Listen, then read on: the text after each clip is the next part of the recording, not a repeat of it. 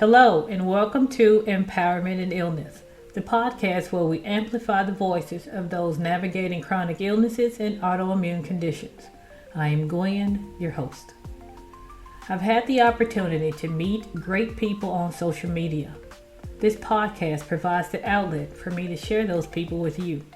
Today, I'm joined by the amazing Jen, who lives with fibromyalgia and is currently undergoing testing for multiple sclerosis. She's here to share her story, the ups, the downs, and everything in between. Jen, welcome to the show. Thank you, Gwen. I'm so happy to be here. So, can you take us back to when you first began to notice symptoms? What initially prompted you to seek medical attention? So I was actually in my early 20s. I was still in college at the time, and I was starting to notice some tightness in my knees, pain in my joints that I couldn't explain. I was very active. I played lacrosse in college, and it was very weird. There wasn't anything that I was doing that would have caused the pain. So being in college, away from home, it was a little bit difficult to try and get to doctors and stuff like that. So I would go when I was home, and they came up with the diagnosis of rheumatoid arthritis. Now, this was back in the early 2000s, so I don't really remember the complete process that they went through to make that diagnosis, but they put me on a type of anti-inflammatory. It was called Voltaren, and I was on that for a couple of years, and it seemed to do the trick. I was having mostly good days.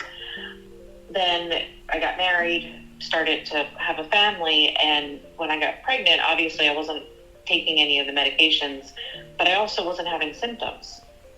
And, I saw my rheumatologist because I had been told that symptoms could get worse. And when I went there, I said, I'm not having any symptoms. I feel great. And they said, this is something that happens sometimes. Maybe you're in remission, which I thought was great. I went about my life for the next, I would say probably 6 or 7 years without symptoms. And I just assumed I got very, very lucky. I just went into remission. It wasn't until about, I think my youngest was about 8 or 9 at the time when I started having pain again. And I just chalked it up to the RA coming back. I kind of tried to ignore it. It wasn't that bad. I worked through it. But when it started to become more regular, I did go back to my doctor, and they said, well, listen, this has been a long time. Let's do a full panel of blood work. Let's see what's going on here. They did the panel of blood work, and everything came back normal, including my RA titer, and which stunned me. And they said, I don't think you've ever had RA. So I had to go through the whole battery of things, ruling out everything. And at that point in time, I got my fibromyalgia diagnosis because, as everybody knows, it's a diagnosis of exclusion. When nothing else fits, that must be what it is. It's fibromyalgia. And I started receiving treatment for that probably about 5 or 6 years ago. And I've been living with that ever since. Where I'm at right now is I'm at a point in time where my fibro symptoms are pretty steady. I have pain every day. I manage with my pain every day. I'm one of the lucky ones. I'm able to work a full-time job, but I am starting to experience some neurological symptoms that are a little bit worrisome. I'm starting to experience some numbness in my extremities, and I'm experiencing tremors. I'm experiencing some cognitive things like brain fog. And my doctor said that he would like me to go through testing again, specifically with a neurologist. So that's kind of where I am right now. I am waiting for my first neurologist appointment. Specialists are particularly difficult to get into, so I've been waiting for the past 3 months, and I have my appointment on the 26th of December. Okay. The fibromyalgia, you said, is Yes. basically a combination of everything. They just kind of put it in a bucket. Yeah, fibro, I feel like, is very misunderstood in the medical community, and just in the community at large, because a lot of people hear fibromyalgia and they don't really understand everything that it entails. They know that there's pain, but they don't really understand how many other bodily functions that are actually affected by this condition. Fibro is a central nervous system condition that causes our pain receptors to be overreactive. So things that normal people wouldn't consider painful are actually painful to us. A long time ago, it used to be considered like a nodal disease where they would find different particular sore spots.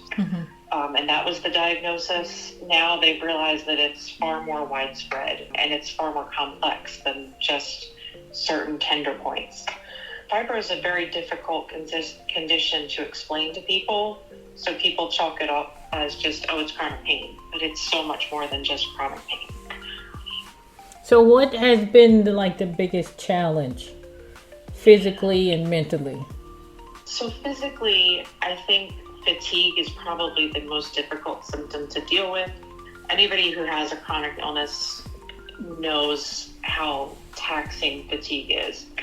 It's also, again, a difficult one to explain to people because people hear fatigue and they think tired. And fatigue is so much more than that. It's as if you had to stay up for 3 full days and then try and complete your daily work. Fatigue is just so draining. I think that is really the hardest physical symptom to deal with. In terms of mental taxation, I think it's the invisible part of the illness that is just so mentally taxing. Because even though for us, it's always present. I mean, it's very hard for it to not be in our mind. We're constantly dealing with pain. We're constantly dealing with fatigue and other ailments. But the outside world, we look fine.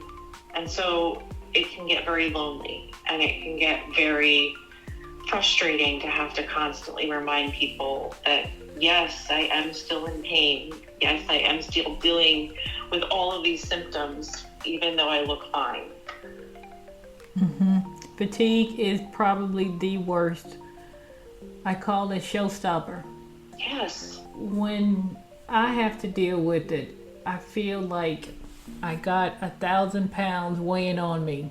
And so trying to sit up, walk, go take a shower, by the time you do all of that, you're exhausted. Absolutely. It's that whole spoon theory, Yes. that we go back to. When we have fatigue, those spoons, everything costs so many more. Yes. It's just so hard. When we get up in the morning, get into the shower, a hot shower, my bones and joints start to warm up and I'm starting to feel a little bit better. So I try to go through the day. I need to check to see my energy level. Yes. It's so important to do those check-ins. As someone who has a full-time job that is fairly active, have to really manage that stuff very, very carefully. I feel very lucky because many people with this condition are not able to hold a full-time job. I feel lucky to be able to do something that I love with this condition. There's a balancing act that goes there that many people don't see. We're constantly measuring, okay, can I do this part and this part and this part and still be able to drive myself home tonight? And that takes a mental tax as well, kind of balancing those things out. You just mentioned something. You said that you're one of the lucky ones that's working. Have you told your employer about your condition? Is there anyone at work that you have trusted with that information? That's a really great question. I actually have a new job right now, and I sat down with my employer. I was very upfront about my condition. I talked to them about the things that I struggle with, and they were extremely open and accepting. I feel very lucky to work there. They said that they put their employees and their employees' health first. And they have several benefits available to me that make it even nicer for me as somebody who struggles with chronic illness. We have access to a pool, which will help me be able to exercise because it's very low impact. So that type of benefit, while small to other people, means so much to me as a chronic illness sufferer, because it shows how much the company cares about its employees. That's true, because a lot of people are not comfortable telling their employers about it, so they hide it. I think that it's difficult because I've talked about this on TikTok a couple of times about how invisibility is both a blessing and a curse, right? Yes. If we choose to hide what's going on inside of us, we can. And that is safe because there is so much stigma about chronic illness and about chronic pain. There's this idea that we're just lazy or we're looking for attention. And it gets exhausting talking about and advocating for ourselves that we're not those things. Invisibility can sometimes be a blessing. It can be something that we can use to protect ourselves.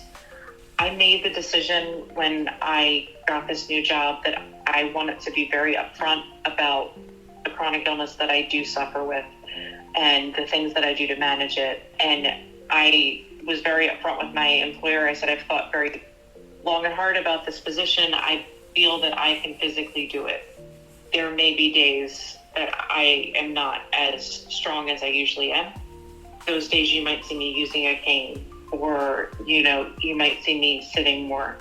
And they appreciated my candor, but I think that my employer is very understanding, and many other people may not have that type of understanding or be met with that type of understanding. So it's always kind of a question whether we're able to do that or not, whether we're safe to do that or not. Mm-hmm. Even doing this podcast, there have been a few of the people I've interviewed and they didn't want to use their name for fear of someone they work with finding out that they have a chronic illness. And that is such a terrible feeling to live with. It saddens me that there isn't more knowledge about what we go through, because to me, I feel like that's a willful ignorance, because there is information out there. There are people telling their stories. There are people talking about this. And if somebody in your life has a chronic illness and you're not doing your due diligence to at least get a small bit of understanding about what they go through, then you can't really call yourself a trusted companion, because you're willfully ignoring what's going on. Mm-hmm. At least that's how I feel. There's just so much information out there if you look. Well, I agree. Some employers, they want to know and then they support you, but then there are others that don't. That's correct. For fear of your insurance raise the cost of the insurance for the company. I think that's why it's always a personal choice. I think there's no judgment if you do decide not to disclose that. I think people have to do with what they feel comfortable doing, and nobody can really tell you what the right thing to do is in that situation. It has to be your own decision. That's true. Also, depending on the illness, I think sometimes it's beneficial to let them know, because if you have something like POTS where you can pass out, or high blood pressure or diabetes or something like that, at least find someone that you can trust that knows your situation. Yes, for safety and for medical reasons. Exactly. Absolutely. It is a tightrope that we have to walk, because we have to find those that we can trust and feel comfortable with that's not going to use it against us, because for some reason they look at us and they think we are playing around. We don't look the part. Like for you go to work every day, so you can't be sick. You can't be ill. And I've come across people who feel that way. And sometimes it's shocking when you run into those people in your life, because it's not always the people that you would expect. Sometimes it's the people that you think you trust the most who really just don't get it. And that's difficult. I, again, feel lucky that my husband is incredibly supportive. My kids are incredibly supportive. My family, just in general, is incredibly supportive, and they have tried to learn. Also, I'm pretty outspoken about my condition. I'm very open with it on social media. I host a morning coffee talk on TikTok. So I'm kind of in your face about what I have going on. So it's hard not to know about what's going on for me, but not everybody's is that open about it. And that's also okay. It's okay to use memes if you need to look up and send it to people and be like, this is what I'm going through right now. You don't have to always be the person talking for yourself. It's okay to use others' words to kind of share how you're feeling. I saw this post of a girl. She said that she doesn't do anything since she's been diagnosed. She has lupus. And she's afraid to go out and do anything for fear of having a big flare-up. And so I asked the question, are we living? And a lot of people saying no, because the things they used to do, they want that back. They haven't grieved. How do you feel about that? Now that you've been diagnosed, you're not the same person that you were before your diagnosis. How has that changed you? So I think one of the things with chronic illness is that the grief cycle is truly a circle for us. There's new grief upon new grief upon new grief when we have new symptoms or we have new diagnoses or things like that. But yes, for me, the grief cycle has been interesting. So prior to my fibro diagnosis, I trained for and earned my black belt in Kenpo karate. It was a huge part of my identity. I trained a lot. I trained 5 to 6 days a week. I taught karate classes for younger kids, and I also taught a women's self-defense course, which I was incredibly proud of. It was something that I loved doing. But as my chronic pain got worse and worse, I was able to do less and less. And I found specifically the impact of karate was very, very difficult on my body. And I did have to give that up. And there was the grief for that. I mean, it's ongoing because it was such an integral part of my life. And to lose that so completely, and to know that while I may be able to do something similar, I'll never be able to do that again, it's devastating. And, you know, when memories come up, you relive that grief over again. And I think it's incredibly important to acknowledge that to both yourself and to the people around you, that you are grieving. It is a process and it will continue to happen. And it's normal, acceptable, and it's warranted. Like, you deserve to feel those feelings and move through it. I think sometimes we try and stifle that, and we try and say, no, we got to be positive because there's this massive, positivity culture out there. It's okay to feel like everything is crashing down. It's okay to feel so bad.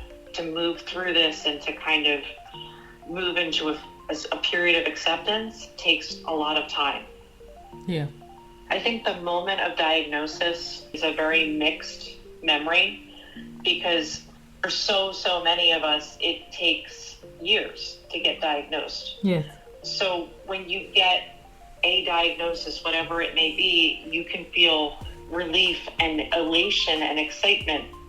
And you can also feel grief and anger and sadness and fear. Like, those things can exist at exactly the same moment and exactly the same time. And dealing with those types of conflicting emotions is really difficult. I call it mental gymnastics. Mm-hmm. That's a good term. Mm-hmm. Yeah, I think that moment of diagnosis is very complicated for a lot of people. And then we experience it many times because we get more diagnoses. I went into the hospital last Thanksgiving. So I had been having cramping in the right side of my stomach for about 4 or 5 days. Most normal people would have gone to the ER the first day, but I'm sure you know, as a chronic illness sufferer, we look at pain differently. Yes. And I was like, well, it's not that bad. I'm fine. Like, it can't possibly be anything bad because I'd be in more pain than this. And I finally ended up going to the hospital and like, oh, your appendix is about to burst. Oh, wow. We need you to get in for emergency surgery. Why didn't you come in sooner? And I just looked at them and I was like, well, the pain's really not that bad. And they said, no, your appendix is about to burst. Your pain is definitely at like a 6 or a 7. And I said, well, yeah, but it's not that bad. I mean, I've had flares that are worse than this. And they just looked at me. And I think that's the type of thing that the medical profession needs to get better on, is just how different our experience of pain is than regular people. We could be at a 6 or 7 and looking at you like we're perfectly fine because we have to. That's because most of us live at least a 4 daily. Yeah, that is my normal. That's my 0. And I actually talked about this not too long ago about how pain scales are just absolutely bogus for us. Oh, yes. How do you describe pain if you don't know what 0 is? How do you rate it? Exactly. I went into the hospital that day thinking I'm wasting their time. Like, they're going to tell me it's nothing. But too many people had told me to go that I decided I should. And I'm more shocked than anybody that it was actually something. Okay. Because we don't accurately report our pain to others, we also don't necessarily have a good gauge of it for ourselves. I think that's why some of us get into trouble, because had I let that go any longer, it would have been much more serious than it was. Exactly. So that's the danger of being so used to being in pain. Yeah.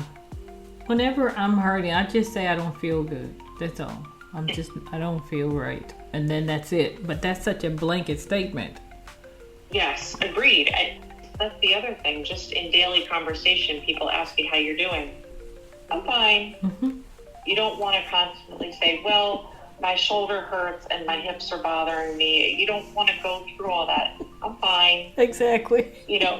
And then they hold it against you. You always say you're fine. What do you want me to say? I can give you a list of things if you want that. Right. We should just have like a pad of paper where we could check off all the symptoms and just hand it to people.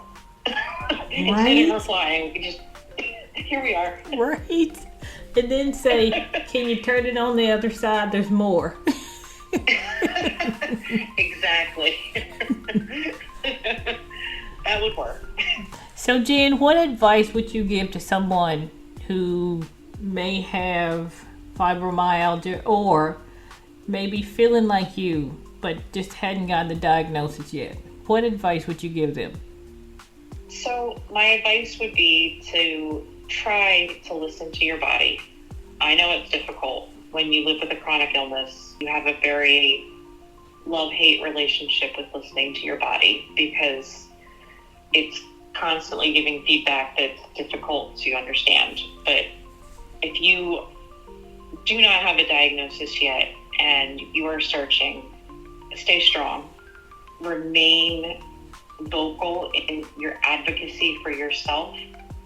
You are the expert of your condition. I think that needs to be said more. The people who live with these conditions are the experts. So if a doctor tells you, oh, you can't have that symptom because X, Y, and Z, don't let them tell you that. Don't let them tell you what you're experiencing. Be loud, polite, but be be firm in explaining what you are experiencing. Absolutely. And the other part of this, sadly, is that this advice is for people who are able to afford medical care and who are able to have medical insurance. Not everyone has that. And so finding diagnoses for those people, that's a huge problem, unfortunately. Yes. This advice is for people who can push their doctors to get more tests. I would strongly recommend keeping a binder of doctor's visits and tests that you have done so that you can take that to doctors and have it at hand. Physicians like evidence. So if you're able to point to the test that you had not 2 months ago, maybe you can avoid the 2 months of waiting for the test to be redone. So I think that's a really important thing that people should do. I agree.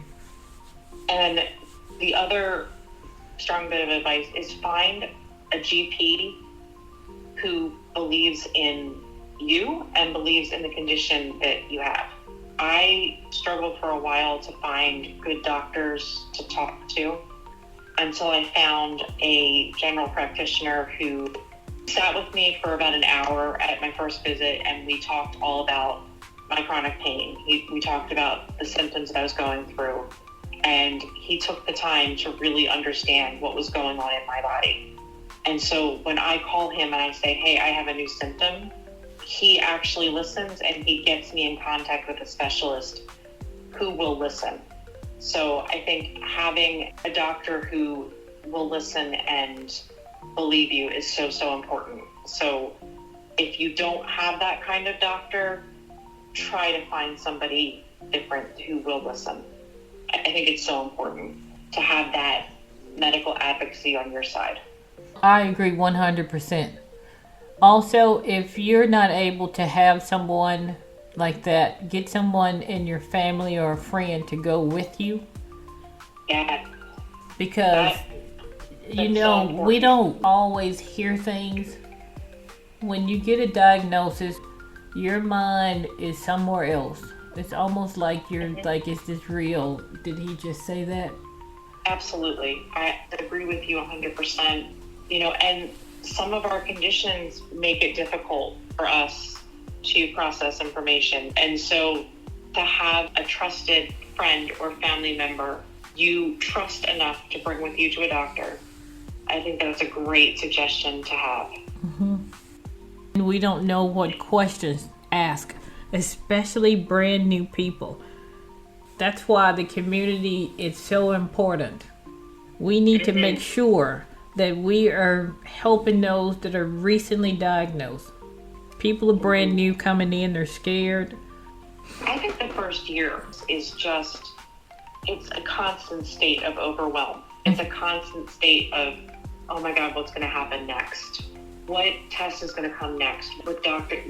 I agree with you 100%. The chronic illness community, we are small, but we are mighty.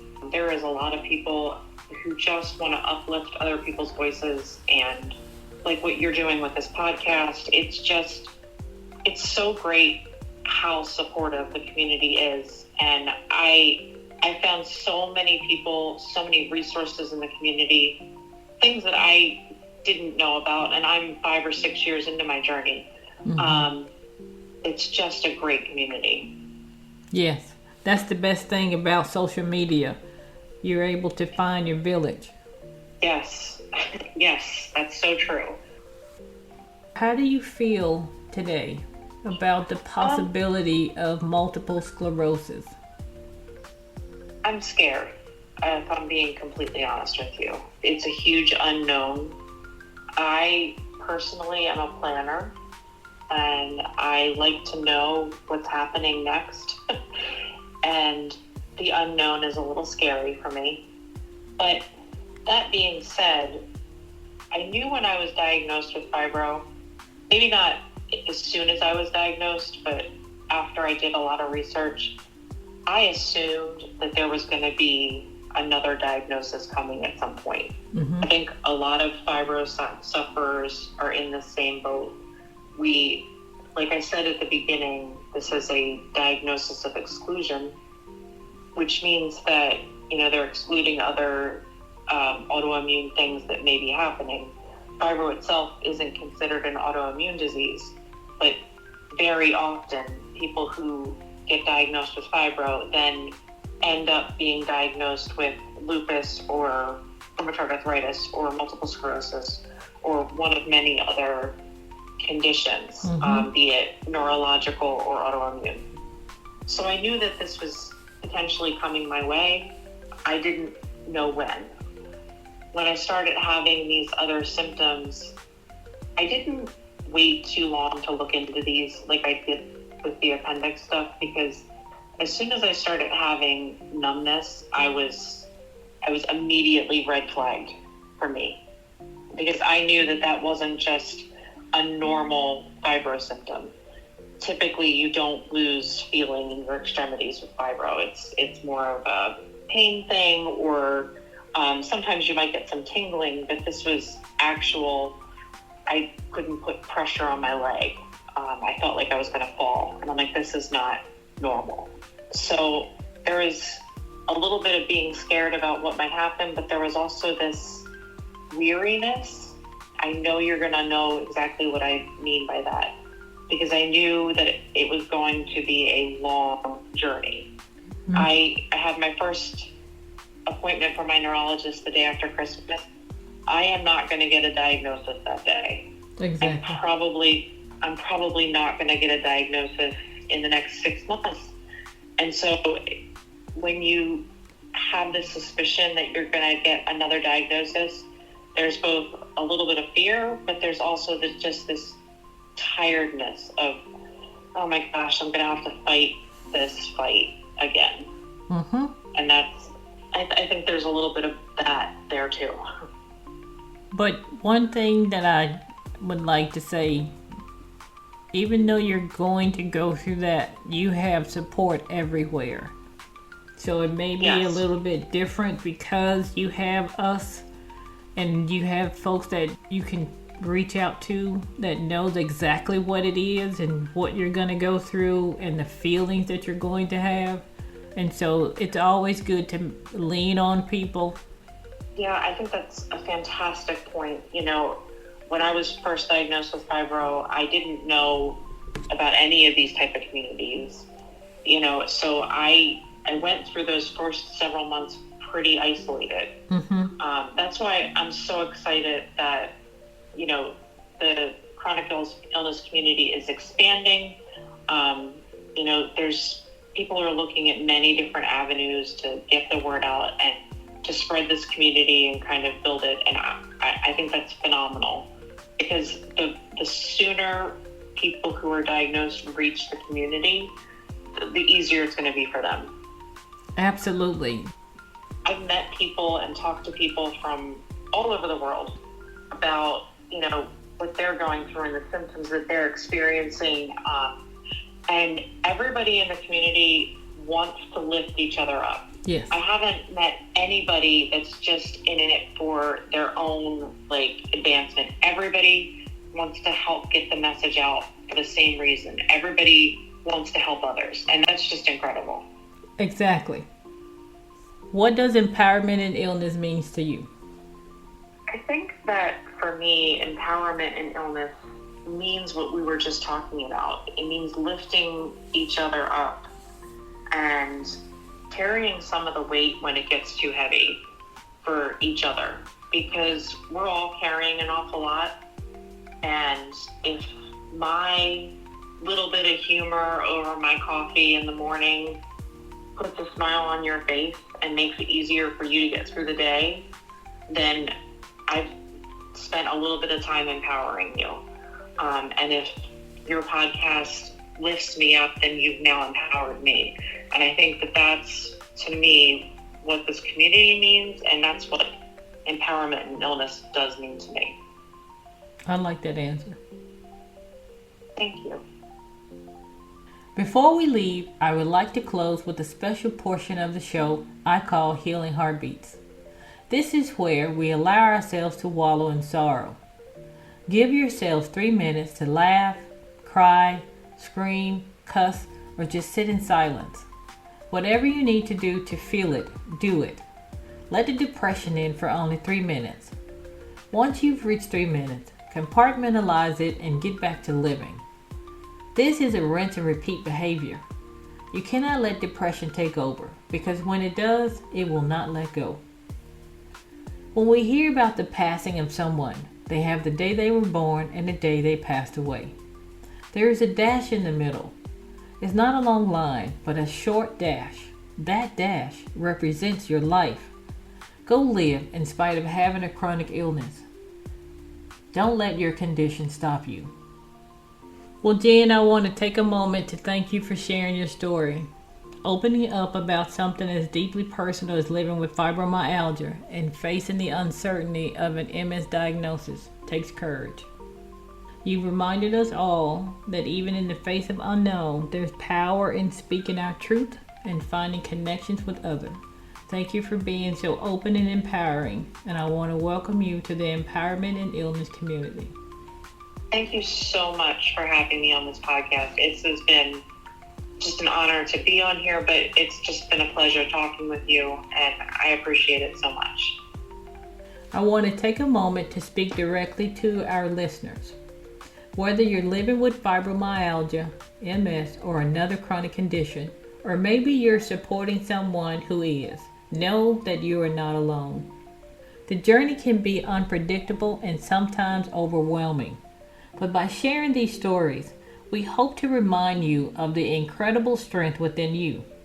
And if you're in the middle of a challenging moment right now, let this episode be a reminder that your voice, your experience, and your journey all matter. Thank you for being here with us. Let's keep lifting each other up.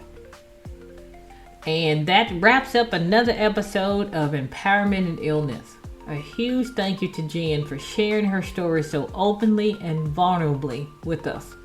Her courage to speak about the challenges of living with fibromyalgia and the uncertainty of testing for MS is a reminder of just how powerful our voices can be, even in the midst of uncertainty. Jen's resilience and honesty show us that while chronic illness can test us in unimaginable ways, it can also bring moments of growth, connection, and empowerment. If today's episode resonated with you, please share it with someone who might need to hear Jen's story. And don't forget to subscribe and leave us a review. It helps us continue sharing these incredible stories. Until next time, I'm Gwen.